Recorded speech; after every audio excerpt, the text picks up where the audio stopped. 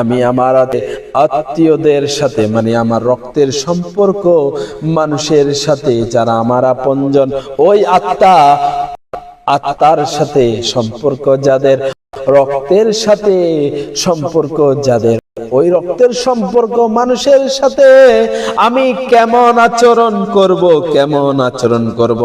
কিন্তু আমি তো তাদের সাথে ভালো আচরণ করি, কিন্তু তারা তো আমার সাথে খারাপ আচরণ করে।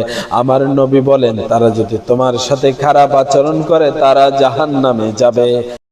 লা ইয়াদখুলুল জান্নাতা কাতিউন, আত্মীয়তা ছিন্নকারী, সম্পর্ক বিনষ্টকারী সাময়িক মানে কিছু কালের জন্য জান্নাত থেকে বঞ্চিত হবেন। মানে আপনি ফার্স্ট টাইম ওয়ান চান্সে আপনি জান্নাতে যেতে পারবেন না।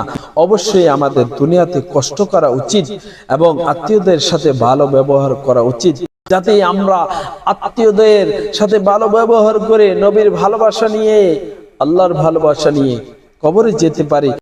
সাথে জান্নাতের বিছানা বালাখানা আমাদের কাছে এসে যায়। তবে বন্ধুরে ওই সাহাবী বললেন, আমি তো তাদের সাথে ভালো আচরণ করি, তারা আমার সাথে খারাপ আচরণ করে। এর দ্বারা বোঝা যায় তারা যদি খারাপ আচরণ করে, খারাপের বিনিময়ে খারাপ আচরণ করা যাবে না, অর্থাৎ ভালো আচরণ করতে হবে। তবে পরিবারের মধ্যে আমরা কিভাবে আত্মীয়তা সম্পর্ক বজায় রাখবো বন্ধু, আমরা তো জানি না।